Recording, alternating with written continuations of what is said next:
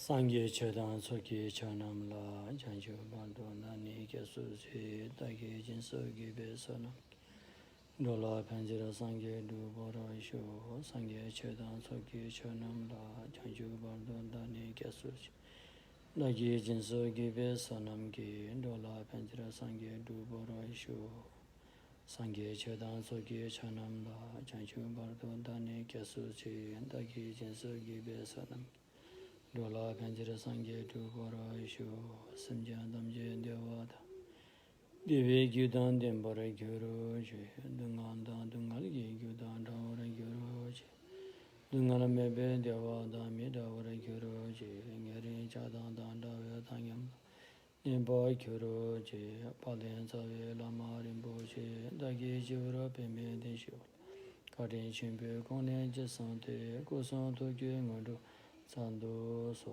saji puji jujin mento dhamari ravalin shi ngide gyambadi sangye shinto midya bulwa ye adukuna namda shinto chobara isho guru buddha bodhi sato sapari vara ratna mandala puja samundra sparana samaye hon simjan namge sambada loye jada jita chechon tumman tepaye choge korolo korodo so सम्पूर्ण प्राणीहरूको हितार्थ कल्याणार्थ समाज सम्बुद्धता प्राप्त गर्ने मनसायले सद्धम्म सुनिदिन हुन विनम्र अनुरोध गर्दछु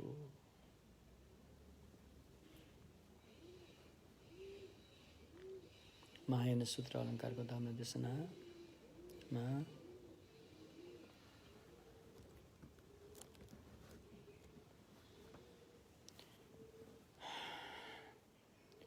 हामीले हिजो समता ध्यानको बारेमा केही कुरा गर्यौं भगवानको मार्गमा कर्मलाई निकै जोड दिएको छ हामीले जीवनमा जे कर्म गर्दै जान्छौं अधिकांश कर्मको चाहिँ हाम्रो मनमा छाप परिरहेको हुन्छ प्रिन्ट भइरहेको हुन्छ र अनि यो मन जहाँ जान्छ त्यो छाप पनि कर्मको छाप जो छ त्यो पनि सँगसँगै गएर अनि फल दिन्छ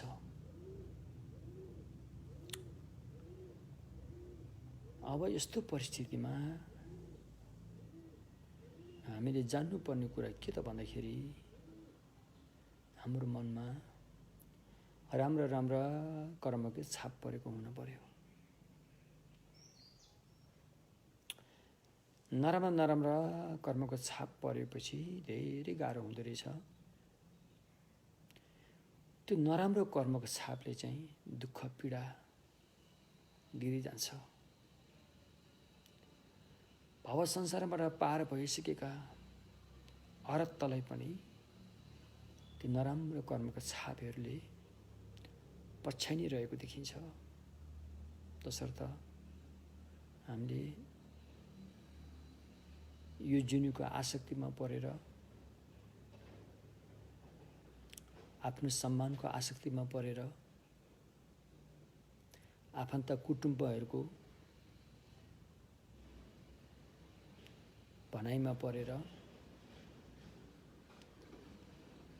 चाड पर्व जस्ता कुराहरूमा परेर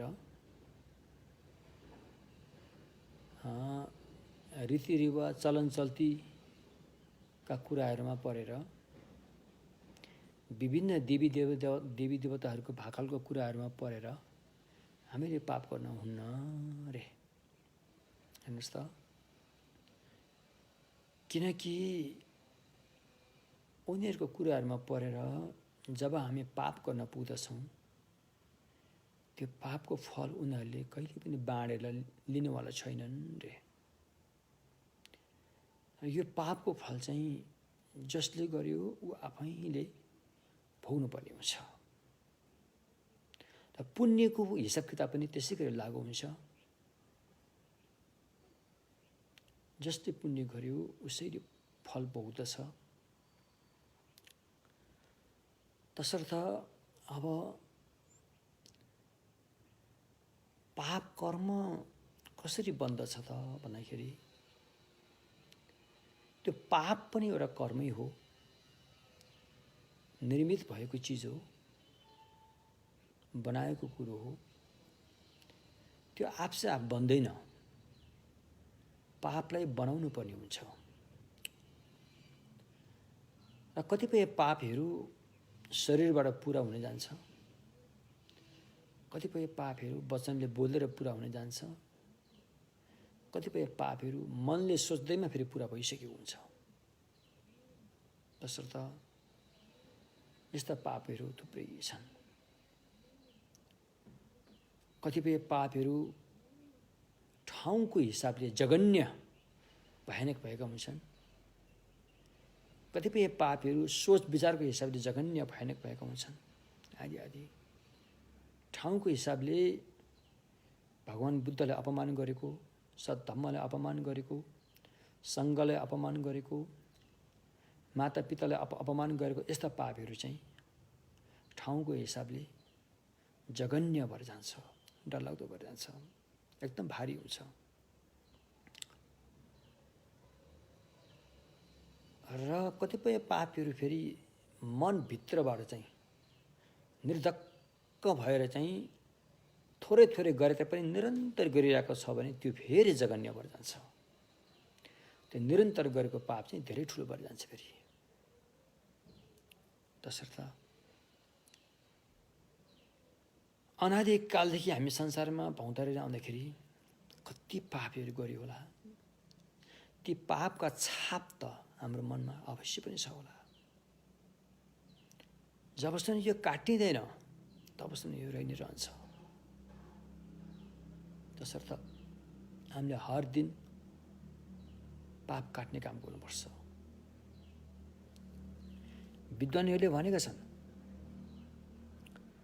सकेमा दिनमा 3 पल्ट, राति 3 पल्ट गरेर 6 पल्ट चाहिँ पाप काट्ने काम गर्नुपर्छ अरे। अझै हामी जस्तो भर्खरका सिकारुहरूको लागि त धम्म अभ्यास नै पाप काट्ने काममै पुरा गरिनु हुन्छ। पाप काट्ने काम, पाप काट्ने साधनामै लगाए पनि हुन्छ। त्यसैले धम्म अभ्यास मान्न सकिन्छ। र पाप काट्ने उपाय भगवानले थुप्रै बताउनु भएको छ। अहिले हाम्रो धोमङ धारणीय सङ्ग्रह पुस्तकभित्र पनि छ। त्यसमा पाप काट्ने मूलत 2-3टा सूत्रहरू चाहिँ उल्लेख भएको देखेको छु। त्यसमध्ये पनि महत्त्वपूर्ण एउटा सूत्र छ जसको नाम त्रिस्कन्द सूत्र भनिन्छ। भोट भाषाबाट फुङपो सुम्पे दो अथवा तुङस्याक पाप देशना सूत्र भनिन्छ। यो सूत्रलाई धेरै महत्त्वपूर्ण मानिएको छ पाप काट्नको लागि। र यो सूत्रभित्र 35वटा भगवान बुद्धहरूको नाम उल्लेख भएको देखिन्छ। र ती 35वटा भगवान बुद्धहरूलाई साक्षी राखेर अनि त्यहाँ पाप काट्ने काम गरेको देखिन्छ।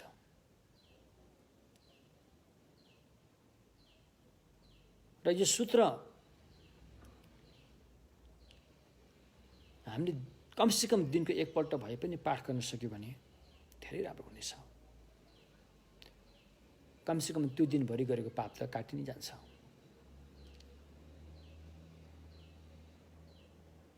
पाप पनि अब हल्का पाप, गह्रौँ पाप धेरै किसिममा हुने गर्छन्। अधिकांश हाम्रो मनको सोच विचारको हिसाबले अनि पाप हल्का र भारी भएर जाने गर्दछ। अधिकांश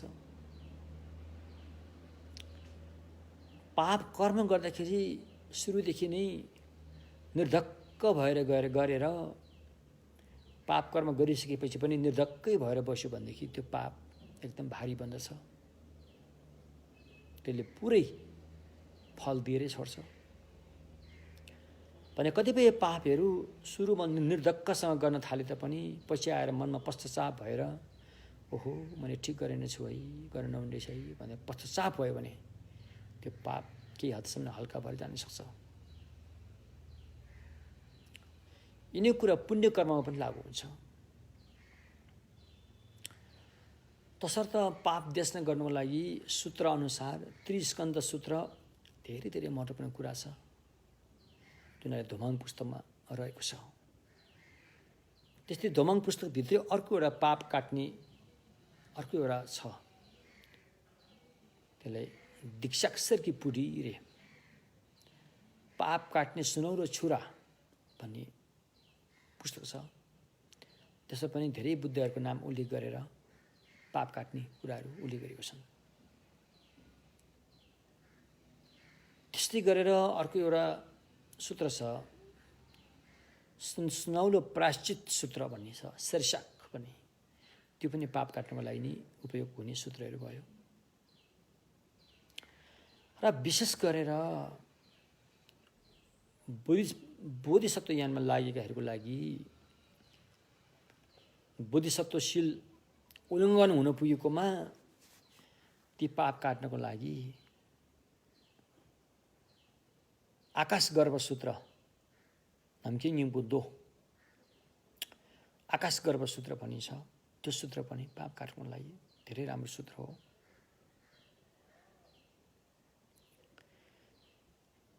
र यी सूत्रहरू वाचन गरेर हामीले सूत्र पाठ गर्दाखेरि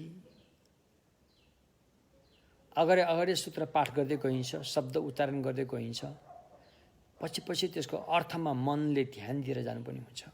साथसाथमा यसरी पाप काट्न सकिन्छ। यदि गर्न नसके पनि कमसेकम तपाईँले सप्ताङ्ग साधना जस्तो भद्रचरीको सुरुको 12 श्लोक, जसलाई सप्ताङ्ग साधना भनिन्छ, त्यसले पनि तपाईँले अपनाएर पाप काट्न सक्नुहुन्छ। त्यस्तै तन्त्रमा पनि विभिन्न उपायहरू बताएका छन्। वज्र शब्दको ध्यान योग, समय वज्रको ध्यान योग, यी ध्यान योगबाट पनि पाप काट्नलाई मद्दत मिल्छ। अब साँच्चीकै पाप काट्नको लागि चाहिँ दुईटा कुरा नितान्त हुन जरुरी छ। पहिला गरेकोलाई पश्चाताप, अब गर्दिन भनेर प्रतिज्ञा, यो दुईटा कुरा हुन चाहिँ नितान्त जरुरी छ, अनि मात्रै पाप काटिन्छ। पहिला आफूले गरेकोलाई पश्चाताप गरेर आफूले गरेको गल्तीलाई गल्ती हो भनेर स्वीकार्न सक्नु पर्यो। आफूले गरेको गल्तीलाई गल्ती हो भनेर जब स्वीकार्छ तब मात्रै उसले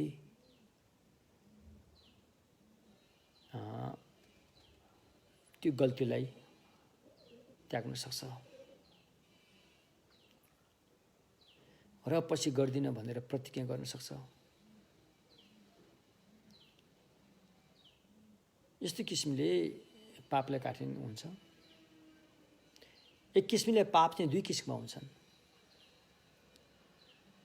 एउटा चाहिँ जसले गरे पनि पाप हुने, प्राकृतिक रूपमा पाप हुने, जस्तो प्राणी हत्या, चोरी, मिथ्याचार, झुठो बोल्ने आदि आदि। यी पापहरू चाहिँ जसले गरे पनि पाप हुने देखिन्छ। जसले गरे पनि भन्नुको तात्पर्य पाप गर्ने उद्देश्य लिएर गरेको चाहिँ यो पापै भएर जान्छ। अर्को पाप चाहिँ फेरि शील लिएका व्यक्तिहरूले गरे भने मात्रै पाप हो। शील लिएका व्यक्तिले उल्लङ्घन गर्यो भने मात्रै पाप हुने, अन्यथा नहुने हुन्छ। फेरि जस्तो कि भिक्षु भिक्षुनी भएर बेलुका खाना खानु, यो भिक्षु भिक्षुनीलाई दोष लाग्छ। तर गृहस्थीहरूले बेलुका खाना खान मिल्छ, उनीहरूलाई पाप हुँदैन। तर भिक्षु भिक्षुनीहरूले पाप लाग्छ। त्यसकारण शील लिएका व्यक्तिहरूलाई मात्रै पाप लाग्ने कुराहरू पनि छन्। जुन कुरा शील नलिएका व्यक्तिहरूलाई पाप लाग्दैन, हैन? त्यस्ता पापहरू पनि हुन्छन्। अब हामी यसो विचार गर्दाखेरि कति कारणले हामी पाप गर्न पुग्छौँ त, यो बुझ्न जरुरी छ। के कारणले हामी पाप गर्न पुग्छौँ भन्दाखेरि सबभन्दा पहिला त नजान्नाले नै पाप गर्न पुगिरहेका हुन्छौँ। पापलाई पाप हो भनेर नजान्नाले, हैन? अनि हामी पाप गर्न पुग्छौँ। एउटा कारण त्यो। अर्को कारण पापलाई पाप हो भनेर जाने तापनि भगवान बुद्ध धर्म सङ्घलाई चाहिँ सम्मान नगर्नाले अनि पाप गर्न पुगिन्छ। तेस्रो पापलाई पाप हो जाने तापनि, पापलाई पाप हो भनेर जाने तापनि, बुद्ध धर्म सङ्घलाई सम्मान गरे तापनि, हैन? यदि हामी बेहोसियारी भयौँ, होसमा रहन सकेनौँ भने फेरि पाप गर्न पुगिन्छ। त्यस्तो कारण त्यो हो। चौथो कारण चाहिँ पापलाई पाप हो भनेर जानेर पनि भगवान बुद्ध धर्म सङ्घलाई सम्मान गरे तापनि, होस हवसका साथ भए तापनि यदि मनमा राग रिस मोह त्यहाँ तीव्र गतिमा आएको छ भने फेरि पाप गर्न पुगिन्छ। अधिकांश यो चारवटा कारणले गर्दाखेरि व्यक्तिले पाप गर्न पुग्छ र पाप गर्दछ। त्यसैले अब हामीले पापलाई पाप हो भनेर जान्नु पर्यो, स्वीकार्नु पर्यो। बुद्ध धम्म सङ्घलाई सम्मान गर्नु पर्यो, होस हवसका साथ रहनु पर्यो।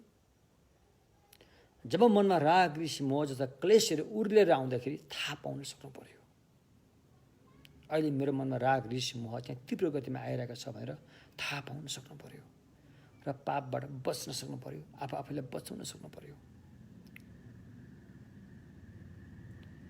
र पहिला गरिआएका पापहरूलाई काट्नको लागि अघि भने जस्तो त्रिस्कन्ध सूत्रहरू पाठ गर्ने, सप्ताङ्ग साधना पाठ गर्ने आदि यो कुरा पाठ गर्यो भने पनि पाप मोचन गर्नको लागि मद्दत मिल्छ।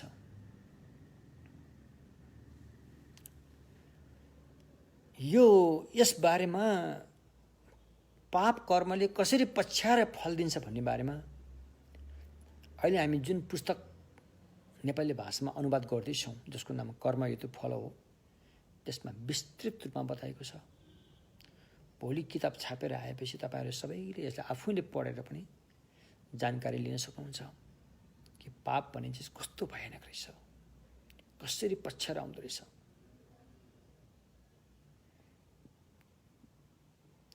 भगवान बुद्धकै पालामा भगवानका धेरै शिष्यहरू अरहत भएका, रिद्धि प्रात्याहार्यमा सम्पन्न भएका, उच्च स्थान लाभ गरेका त्यस्तै शिष्यहरूलाई पनि आफूले पूर्व जन्ममा गरेको पापले छोडेन, त्यसको फल उनीहरूको जीवनमा पाकेरै छोड्यो भने हामी जस्तो एउटा किरा फटेङ्ग्रा जस्तो सामान्य व्यक्ति जसले एउटा एक क्षण पनि अनित्य भावना गर्न धरि हामीले जान्दैनौँ, सकिरहेको छैनौँ, मान्छेको चोलालाई पनि कदर गर्न सकिरहेको छैन, यस्तो एकदम निम्न कोटिको व्यक्तिहरूलाई त पापले त कस्तो हानि पुर्याउला है। अब यो त सोचेर सोच्न, साँच्चीकै सोच्ने हो भन्दा मुटु फुटेर आउने जस्तो हुन्छ। तसर्थ अहिले हामी स्वस्थ छौँ भन्दैमा, हृष्टपुष्ट छौँ भन्दैमा, 2 पैसा हामीसँग छ भन्दैमा शिक्षित छौँ भन्दैमा, हामीमा अधिकार शक्ति छ भन्दैमा हामीले पाप गर्न हुँदैन। जब पापले फल दिन्छ, यी सारा हृष्टपुष्ट स्वास्थ्य, अधिकार, शिक्षा, यी सबै कुराहरू चाहिँ त्यति बेला निरह भएर रहन्छ। त्यसैले बुद्धिमान अक्लमन्द व्यक्तिले पाप गर्दै नगर्न सुरुमा नै, यदि अन्जान भुलचुकमा गरिहालेको छ भने पनि त्यसलाई प्रायश्चित गरिहाल्नु, त्यो जरुरी छ।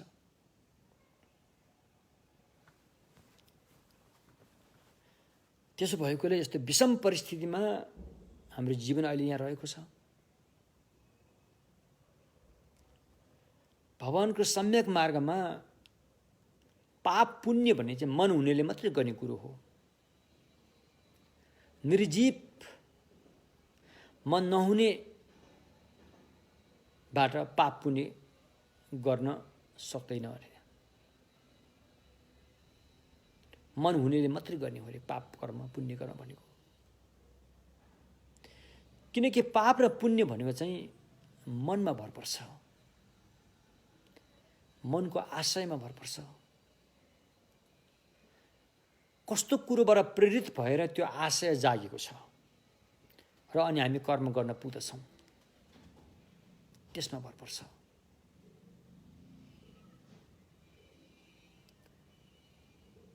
जब पापले फल दिन्छ, बाहिर ढुङ्गामा दिँदैन, माटोमा दिँदैन, रुखमा दिँदैन, जङ्गलमा दिँदैन। पापको फल कहाँ पाक्छ? यसै चोलामा पाक्छ। जुन चोला हामीले लिएका छौँ त्यस्तै चोलामा पाक्ने हो। सूत्रमा भनेको छ, पाप ढुङ्गामा गएर पाक्दैन, माटोमा गएर पाक्दैन, पानीमा गएर पाक्दैन, बरु लिएको जीवन जो छ त्यसैमा गएर पाक्छ। कहिले पाक्छ थाहा छैन। जब सबै त्यहाँ सगुण पुरा हुन्छ अनि पाप पाक्छ। पाप पाक्ने सगुण सबै समयको अवधिदेखि लिएर सबै सगुण पुरा भएपछि अनि पापले फल दिन्छ। त्यो यस्तो पाप हो कि कल्पौँ कल्पौँ कल्पौँ पहिला गरेको पाप पनि हुनसक्छ, त्यसले आज आएर फल दिन सक्छ। केही जुने पहिला गरेको पाप पनि हुनसक्छ, त्यसले आज आएर फल दिन सक्छ। योभन्दा पहिलो जन्म गरेको पाप पनि हुनसक्छ, जसले आज आएर फल दिन सक्छ। केही पाप त, केही जघन्य पाप त यसै जन्ममा गरेको पनि हुनसक्छ, जसले अहिले आएर फल दिनु पनि सक्छ। तसर्थ यो कर्ममा चाहिँ भगवानले जोड दिनुभयो। कर्मको सूक्ष्म सूक्ष्म सूक्ष्म कुराहरू भगवान बुद्ध बाहेक अरू कसैले जान्न सक्दैन। यो धेरै शक्तिशाली छ, धेरै शक्तिशाली छ। भगवानको सम्यक मार्गमा यो विश्व ब्रह्माण्ड नै कर्मको चाहिँ कृति हो, कर्मले बनाएको भनिन्छ। कतिपयले यिनी कुरालाई स्वीकार्न नसकेर अनि एउटा सृष्टिकर्ताको चाहिँ कुराहरू ल्याएको हुन्छ। तर भगवानको सम्यक मार्गमा सृष्टिकर्ता कुनै एउटा सर्वशक्तिमान भन्दा पनि कर्मलाई जोड दिएको छ। कर्म नै सर्वशक्तिमान हो। कर्मले नै यो विश्व ब्रह्माण्ड सृष्टि गरेको छ। कर्मले नै यो विश्व ब्रह्माण्डलाई जीवित राखेको छ। भोलि गएर कर्मले नै यो विश्व ब्रह्माण्डलाई ध्वस्त पार्नेछ। ध्वस्त पारेपछि फेरि कर्मले नै फेरि पुनः यसलाई फेरि बनाउँदै ल्याउनेछ। फेरि चाहे त्यो भौतिक जगत होस्, चाहे त्यो जैविक जगत होस्, त्यो सबै कर्मको गेम, कर्मको खेलबाटै रहेको हुन्छ। तसर्थ अब राम्रो कर्म गर्यो भने, राम्रो कर्मको छाप जब जब हाम्रो मनमा बस्दै जान्छ, सबै कुराहरू राम्रो हुँदै जान्छ। तर त्यसको मतलब यो होइन कि राम्रो कर्मको छाप बस्दै गयो तुरुन्तै राम्रो हुने भन्ने कुरा होइन। त्यो कर्मको फल पाक्ने क्रम जो छ त्यो क्रम अनुसार पाकिरहेको हुन्छ। तसर्थ राम्रो कर्म गर्दा गर्दै गर्दा गर्दै नराम्रो परिस्थितिको सामना गर्नुपर्ने थुप्रै छन्। त्यसको मतलब नराम्रो कर्मको फल पाक्दैछ अब। तर अहिले तपाईँले अहिले गरेको राम्रो कर्मको फल पाक्नेवाला छ पछि। कतिपय कर्म यस्ता पनि हुन्छन् कि पहिला गरेका कर्मलाई उछिनेर त्यो कर्मको फल पहिले पाक्न आइपुग्छ। त्यस्ता कर्महरू पनि हुन्छन्। जस्तो कि जीवनभर धम्म साधना राम्रो पुण्य कर्म गरेको भए तापनि मृत्यु क्षणमा मनमा आरिस जस्ता नराम्रो कुराहरू पैदा भयो भनेदेखि त्यसको फल चाहिँ पहिला पाक्छ। फेरि त्यो व्यक्ति जीवित छँदाखेरि दान पुण्य थुप्रै गर्दथ्यो, तर मृत्यु हुने बेलामा उसको मनमा आरिसहरू पैदा भयो भनेदेखि त्यो दान पुण्यको फल पाक्नुभन्दा पहिला यो आरिसले उछिनेर आएर अनि आरिसको फल चाहिँ पाक्छ। सम्भवतः त्यो व्यक्तिको जन्म पशुलोकमा हुन जान्छ, चाहे त्यो नाग भएर जन्मोस्, चाहे त्यो हात्ती भएर जन्मोस्, चाहे त्यो धनी धनीका कुकुर भएर जन्मोस्, त्यस्तो चोला पाउँछ र त्यसपछि मात्रै त्यो दान पुण्य गरेको फल त्यहाँ पाक्छ र त्यो व्यक्ति सुख सुविधा भनौँ अब युरोपतिरका कुकुरहरू सुख सुविधामा रहन सक्छन्। तसर्थ कर्मको फल कुन बेला कसरी पाक्छ भन्दाखेरि यति सजिलो छैन भन्नुलाई।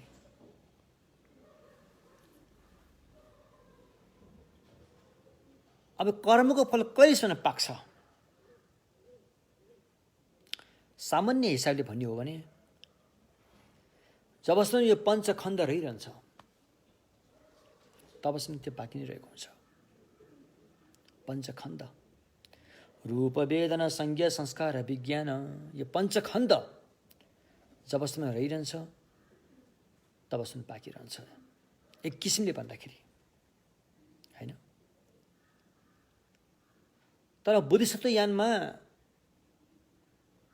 जब बोधिसत्व आर्य भूमि प्रथममा पुगिसकेपछि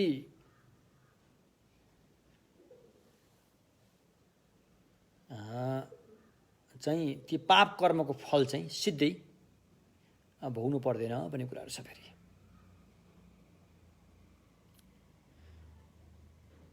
हो यसै बताएको छ। तसर्थ कर्मको बारेमा हामीले निकै सचेत हुन जरुरी छ। कर्म पनि 3 किसिमका हुन्छन्, एउटा पाप कर्म, पुण्य कर्म, न पाप न पुण्य, जसलाई अव्याकृत भनिन्छ।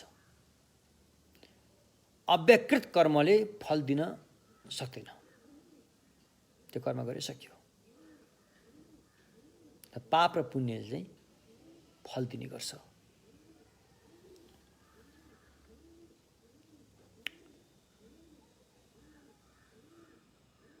सपनामा गरेको कर्महरूले फल दिन्छ कि दिँदैन, यो पनि प्रश्न आउन सक्छ।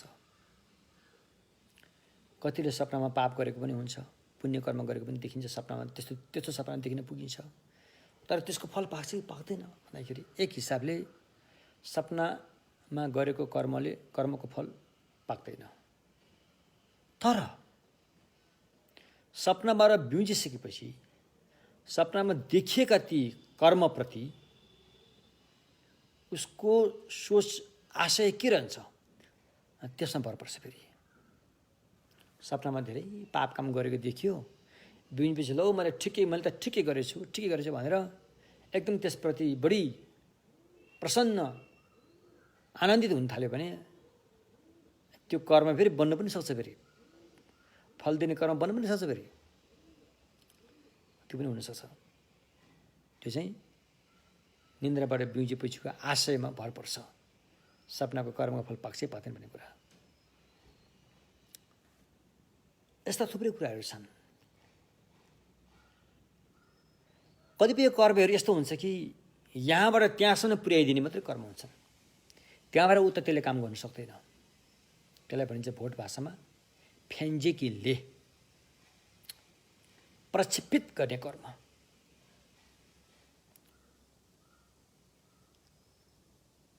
जस्तो कि जीवनमा दान पुण्य धेरै गरेको व्यक्ति मर्ने बेलामा रिस आएर मर्यो भने त्यो रिसको फल चाहिँ पहिला पाक्छ। त्यो रिसले चाहिँ उसलाई पशुलोकसम्म पुर्याइदिन्छ। त्यहाँबाट ऊ त फेरि त्यसले काम गर्न सक्दैन। पशुलोकमा पुर्याइसकेपछि अनि बाँकी काम चाहिँ त्यो दान पुण्य गरेकोले गर्छ। अनि त्यो कुकुर चाहिँ धनी मान्छेको पुगेर उसले सबै सुविधाहरू पाउँछ उसले। त्यस्तो पनि भएर आउँछ। कतिपय कर्म चाहिँ पुर्याउने खालको हुँदैन, त्यहाँ पुगेर भोगाउने खालको चाहिँ हुन्छ। फेरि त्यसलाई चाहिँ जोगजेकीले पूरक कर्म भनिन्छ। पूरक कर्म, फल पुरा गरिदिने कर्म। त्यहाँ अर्कै कर्मले त्यहाँ पुर्याइदिन्छ। त्यहाँ पुगिसकेपछि अनि फल्न पर्ने के भोग्नु पर्ने फल चाहिँ अनि त्यहाँ भोगिन्छ। त्यस्ता कर्महरू पनि हुन्छन्। यी लगायत थुप्रै कर्महरू हुन्छन्। र कर्ममा हामी धेरै सचेत हुनुपर्छ। गाह्रो छ जीवनलाई कर्मबाट बचाएर, दुष्ट कर्मबाट बचाएर अगाडि बढाउन गाह्रो छ। आज पनि मेरो एकजना धर्ममित्रले सोध्दै हुनुहुन्थ्यो, अब राम्रो कर्म गर्न चाहँदै पनि नराम्रो भएर जान्छ। अब घरको भान्साघरमा काम गर्नु पर्दाखेरि त्यो साङ्लाहरू आउँछन्, मुसाहरू आउलान्। तिनीहरूलाई हटाउने कर्म गर्नु पऱ्यो, या त त्यसलाई बिख राख्नु पऱ्यो, या त त्यसलाई मार्न पऱ्यो। जस्तो कुराहरू आउँछन् नि। घर वरिपरि फुलबारी रोपेको हुन्छ, फुल रोपेको हुन्छ। अब फुल किराले खाला, फेरि त्यसलाई बचाउनु पऱ्यो, स्प्रे हालेर हुन्छ के यस्तो। यति सजिलो छ, गाह्रो छ। तर कर्म गर्दाखेरि तपाईँले त्यो कर्म सुरुदेखि अन्तसम्म निर्धक्कसँग गर्नुभएको छ भने बल्ल त्यसले पुरै फल दिन्छ। निर्धक्कसँग नभएर कर कापले जबरजस्ती विवश भएर गरेको कर्म चाहिँ त्यति गतिलो फल दिँदैन। फेरि त्यसले चाहे पाप होस् चाहे पुण्य होस्, फल पनि त्यस्तै अवस्थाको हुन्छ, होइन? जस्तो कुनै एउटा प्राणीको हत्या गर्ने काममा तपाईँ पर्नुभयो, त्यहाँ त्यो हत्या गर्ने कामको सुरुदेखि अन्तसम्म तपाईँ खुसीका साथ लाग्नु भएको छ भनेदेखि त्यो कर्म पुरै बन्छ। त्यसले फल पुरै दिएर छाड्छ कि उता हत्या गरेको बदलामा तपाईँको हत्या कतिपल्ट हुने हो त्यो पुरै भएरै छाड्छ। तर तपाईँ त्यहाँ विवश भएर कसैको करकापले लाग्नुभयो भनेदेखि तपाईँ त्यो कर्म निर्धक्कसँग गर्नुहुन्न। भरै शरीरले गरेको होला, वचनले गरेको होला, मनबाट तपाईँले निर्धक्कसँग गरिनु भएको छैन। त्यो कर्म गरिसकेपछि पनि तपाईँले त्यसलाई के पश्चाप भइरहेको छ भने त्यो कर्म पनि फेरि त्यसले पुरै फल दिन सक्दैन। तसर्थ भगवानको सम्यक मार्गमा कर्मलाई जोड दिएको छ र कहिलेकाहीँ भन्ने गरेको छ, बुद्ध धम्म भनेको चाहिँ कर्मवादी धर्म हो। यो कर्मवादी धर्म।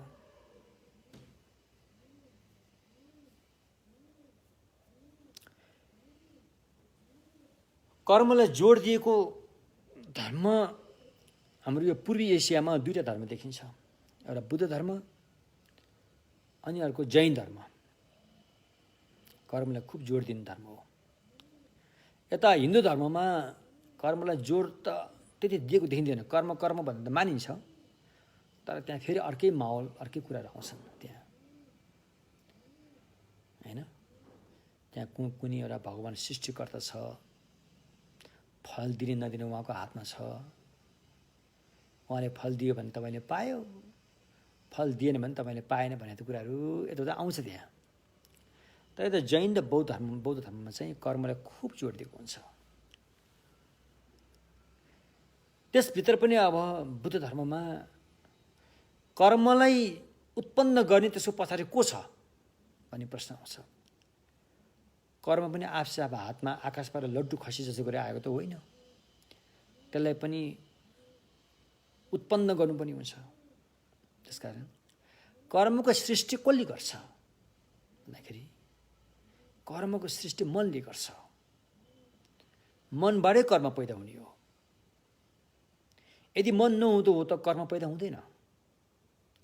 यदि कर्म नहुँदो हो त हाम्रो जन्मै हुँदैन। त्यसैले कर्मको सृष्टि मनले गर्छ। अनि मनको सृष्टि कसले गर्छ भने अर्को प्रश्नमा आउला यहाँ। अहिले यहाँ भएको मनको सृष्टि कसले गर्यो भन्दाखेरि योभन्दा पहिलाको मनले गर्यो। योभन्दा पहिलाको मनले कर्मलाई साथ दिएर यो मनको सृष्टि भएको हो। अनि योभन्दा पहिलाको मन त्योभन्दा पहिलाको मनबाट सृष्टि भएको। त्योभन्दा पहिलाको मनले कर्मलाई साथ दिएर योभन्दा पहिलाको मन उत्पत्ति भएको हो। सुरु चाहिँ कहाँबाट सुरु थाहा छैन। सुरु थाहा छैन। सुरु कहाँबाट थाहा छैन। त्यो थाहा पाउन जरुरी पनि छैन। त्यो थाहा पाउन खोज्यो भने त्यो मूर्ख हुन्छ। समय बर्बाद गरेको हुनेछ। त्यसकारण भगवानको सम्यक मार्गमा कुखुरा अन्डाबाट पैदा भयो, अन्डा कुखुराबाट पैदा भयो, फेरि कुखुरा अन्डाबाट पैदा भयो, फेरि त्यो अन्डा अर्को कुखुराबाट पैदा भयो, फेरि त्यो अर्को कुखुरा अर्को अन्डाबाट पैदा भयो भन्ने कुरा लागु हुन्छ। अनि पहिले के भयो, पहिले कुन चाहिँ भयो थाहा छैन। त्यो थाहा पाउन जरुरी पनि छैन। हामीलाई यदि थाहा पाए पुग्छ कि अन्डाबाट कुखुरा पैदा भएको हो, कुखुराबाट अन्डा पैदा भएको हो भन्ने कुरो हो।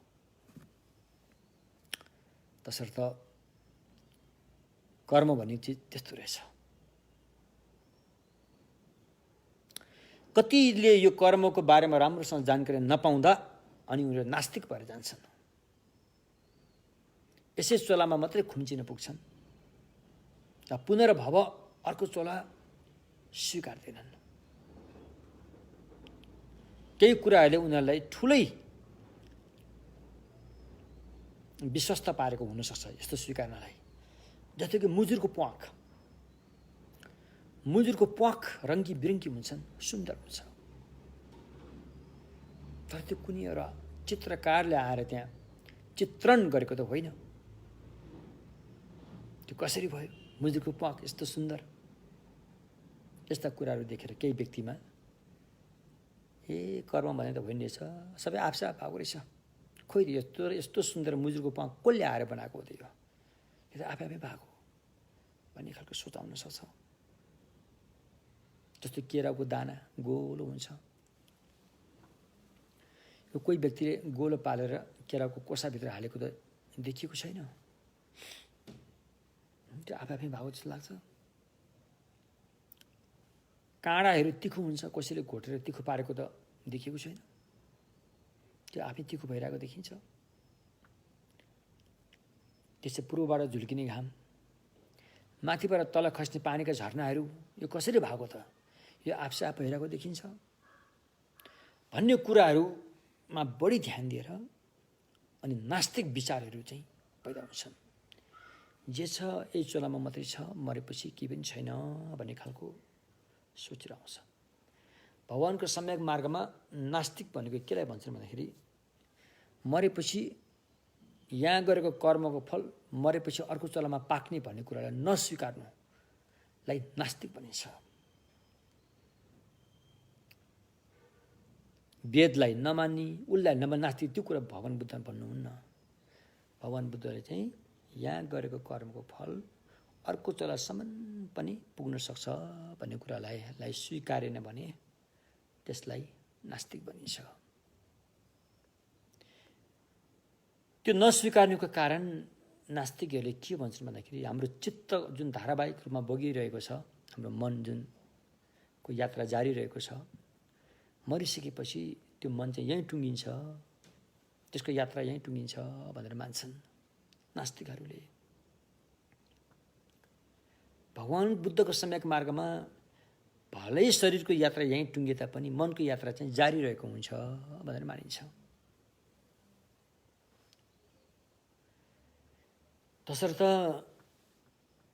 यसमा धेरै शास्त्रार्थ, वाद विवाद संवादहरू भएका छन्।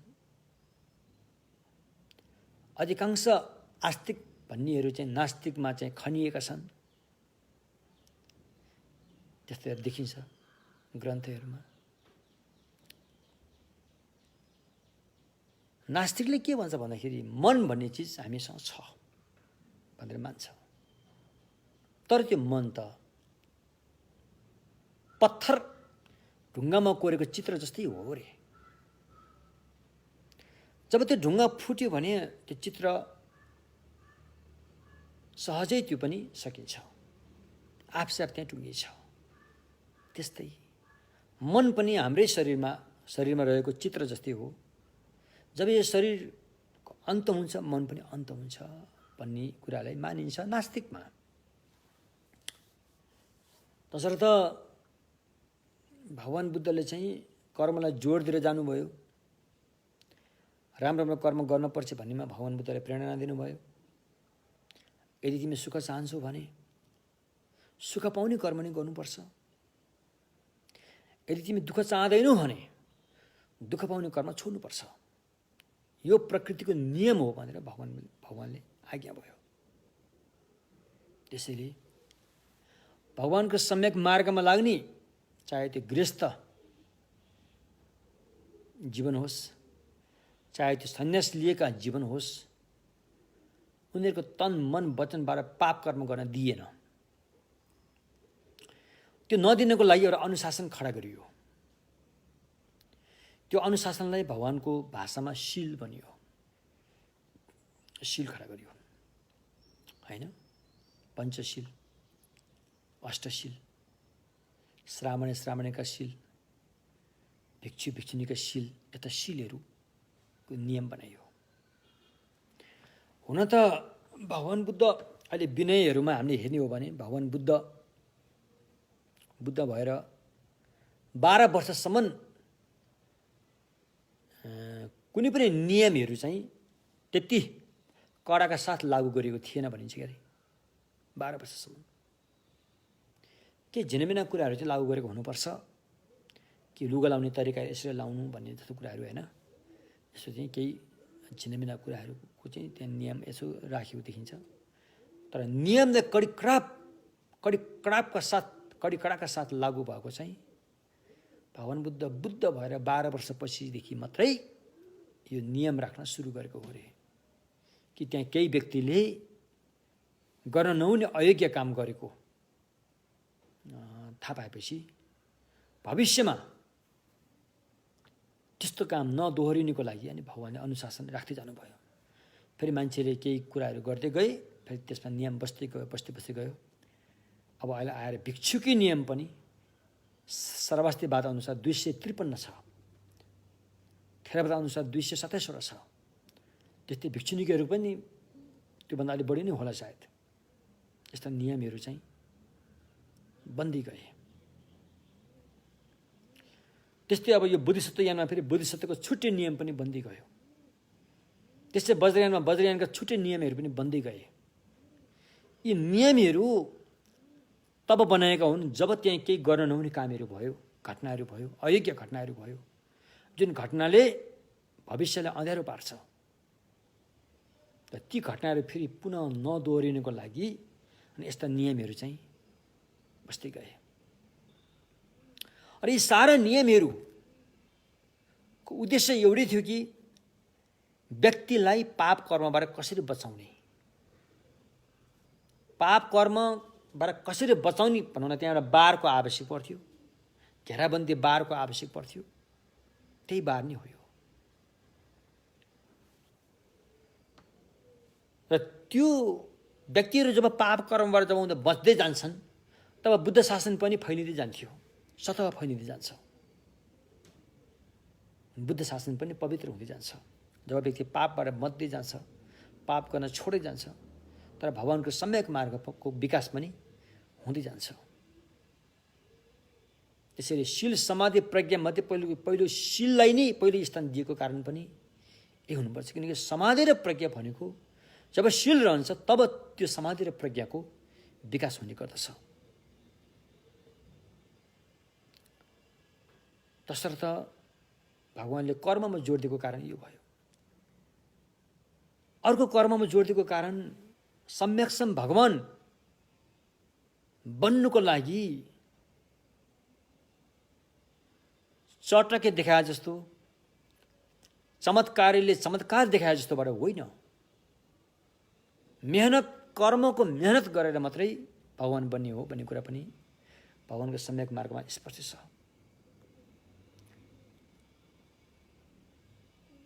सही कर्म होइन, पुरा कर्मको मेहनत पस्किसकेपछि मात्रै अनि सम्यकसम्म बुद्ध हुन सक्छ अरे। त्यहाँ पनि कर्मकै कुरामा जोड दिएको छ। अहिले हामीले जुन नेपाली भाषामा उल्लेख गर्न लागेको कर्म हेतु फल नामको सूत्र जो छ, त्यसमा भगवानले के कस्ता चोलाहरू लिएर के कस्ता सदकर्महरू गर्नुभएको थियो, त्यसका कुराहरू पुरै त्यसमा चाहिँ प्रस्तुत गरिएको छ। र अहिले आएर उनी सम्यकसम्म बुद्ध हुन सफल भएका छन्। यो कुरा चाहिँ त्यसकारण भगवानको सम्यक मार्गमा लाग्ने, चाहे ती श्रावकज्ञानी हुन्, चाहे महायानी हुन्, चाहे वज्रयानी हुन्, तिनै यानमा कर्मलाई जोड दिएको हुन्छ। फरक त्यति हो, नराम्रो कर्महरूलाई सच्याउने कसरी, नराम्रो कर्महरूलाई हटाउने कसरी भन्ने जुन टेक्निकहरू छ त्यो अलिअलि फरक हुन्छ। श्रावक ज्ञानमा अलि आफ्नै तरिकाले फरक होला, महायानमा अलिकति आफ्नै तरिकाले फरक होला, वज्रयानमा आफ्नै तरिकाले फरक होला। त्यो सच्याउने, नराम्रो कर्मलाई हटाउने, राम्रो कर्मको विकास गर्ने, त्यो केही टेक्निकहरू अलिअलि अवश्य पनि फरक छ। मूलतै एउटै हो। जस्तो कि श्रावक ज्ञानमा भिक्षु भिक्षुनीबाट केही नराम्रो कर्म भएर नियमको उल्लङ्घन भएको छ भने हरेक महिनामा एकपल्ट भए पनि जम्का भेट भएर, जम्मा भएर, भेला भएर अनि प्रायश्चित गर्ने कर्म हुन्छ। त्यसलाई सोजौङ भनिन्छ, सोजौङ उपसत व्रत भनिन्छ। उपसतको विधिबाट उल्लङ्घन भएका ती नराम्रो कर्महरूलाई सच्याउने कामहरू गरिन्छ। त्यो त्यस्तै गृहस्थीहरूको लागि पनि त्यही हो। नराम्रो कर्महरू सच्याउनको लागि अब आज भने जस्तै त्रिस्कन्ध सूत्रहरूको पाठ गरेर त्यसको अर्थलाई मनन गर्ने हो कि कमसेकम त्यो नसके पनि भद्राचर्यमा उल्लेख भएको सपाङ्ग साधना गरेर पाप कर्मलाई हटाउने हो कि आदि आदि कुराहरू। जघन्य कर्मको बोझ परेको छ भने उसले सच्चाइको दर्शन गर्न पनि पाउँदैन। किनकि त्यो कर्म यति जघन्य, यति भार हुन्छ कि उसले सच्चाइमा टाउको उठाउनै सक्दैन। त्यस्ता कर्महरूलाई प्रायश्चित गरेर लानुपर्छ, हल्का पारेर लानुपर्छ। त्यो हो। बुद्धिचर्या अवतारमा त भनेको छ, तिमीले पाप काट्ने काम नै दिनमा 3 पटक, राति 3 पटक गर्नुपर्छ। 6 पटक, अहोरात्रमा 6 पटकसम्म त तिमीले पाप काट्ने काम नै गर्नुपर्छ। किनकि तिमीले यस्ता पापहरू थुप्रै गरेका छौ, जुन पाप गरेको कर्म तिम्रो मनमा अहिले छाप भएर बसेको छ, त्यो हटेको छैन। त्यसलाई हटाउनको लागि तिमीले दिनमा 3 पटक, राति 3 पटक गरेर त्रिस्कन्ध सूत्र पाठ गरेको हुनुपर्छ। यसरी आज्ञा भएको छ बुद्धिचर्या अवतारमा।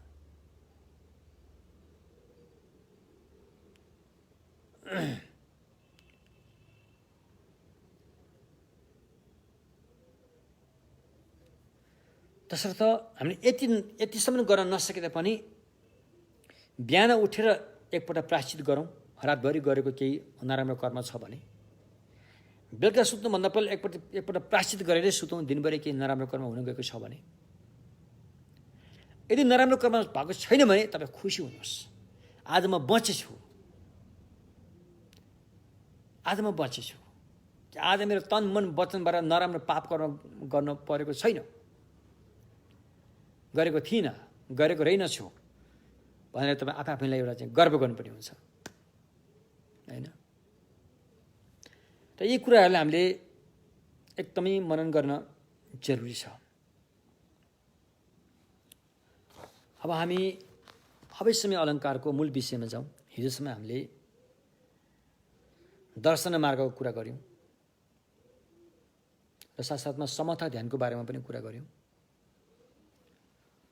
दर्शन मार्गले चार आर्य सत्यलाई हेरेर चार आर्य सत्यको 16वटा आकारको रूपमा चार तरिकाले बोध गर्छ। चार आर्य सत्यलाई हेरेर 16वटा आकारको रूपमा चार तरिकाले बोध गर्छ। चार आर्य सत्य तपाईँलाई थाहा भएकै कुरा हो। दुःख शक्ति, समुदय शक्ति, निरोध शक्ति र मार्ग शक्तिलाई हेर्छ। हेर्छ कसरी भन्दाखेरि चाहिँ दुःखमा पनि चारवटा अंशको रूपमा हेर्छ, चारवटा आकारमा हेर्छ। समुदय सत्यलाई पनि चार आकारको रूपमा हेर्छ। निरोध सत्यलाई पनि चार आकारको रूपमा हेर्छ। मार्ग सत्यलाई पनि चार आकारको रूपमा हेर्छ। चार चौको 16वटा रूपमा हेर्छ। हेर्ने तरिका कसरी भने चारवटा तरिकाले हेर्छ। जस्तो कि उदाहरणको लागि दुःख सत्यले हेर्दाखेरि दुःख धर्म क्षन्ति अनि के हो, दुःख धर्म क्षन्ति अनि दुःख धर्म ज्ञान, अनि दुःख धर्म अनुज्ञान क्षन्ति, दुःख धर्म अनुज्ञान, यस्तो गरेर जो होस् चार किसिमको तरिकाबाट चाहिँ उसले हेर्छ, हेरेर बोध गर्छ। र यो कुरो चाहिँ समाधिस्थ दर्शन मार्गमा पुगेको बुद्धिस्टले जब ऊ समाधिमा बस्छ, समाधिबाट यी कुराहरू चाहिँ उसले बोध गरेको छ भनेर चाहिँ ऊभन्दा माथिल्लो स्तरमा पुगेका अन्य बुद्धिसत्वले हेर्दाखेरि चाहिँ यो जानकारी पाइरहेको छ। तर स्वयं बुद्धिसत्व स्वयं जो दर्शन मार्गको चाहिँ समाधि ध्यान जागिरहेको अवस्था छ, उसले सायद यस्तो किसिमले छुट्याएर त हेर्दैन होला। त्यो त किनभने उसमा त त्यो निर्विकल्प ज्ञान पैदा भइरहेको हुन्छ। निर्विकल्प ज्ञान चाहिँ यो भनेर छुट्याएर सायद हेर्दैन होला। उसले सर्लक्कै जानकारी पाइरहेको हुन्छ, सर्लक्कै यो मान्छे छुट्याउँदैन जस्तो लाग्छ। त्यस्तो हो होइन।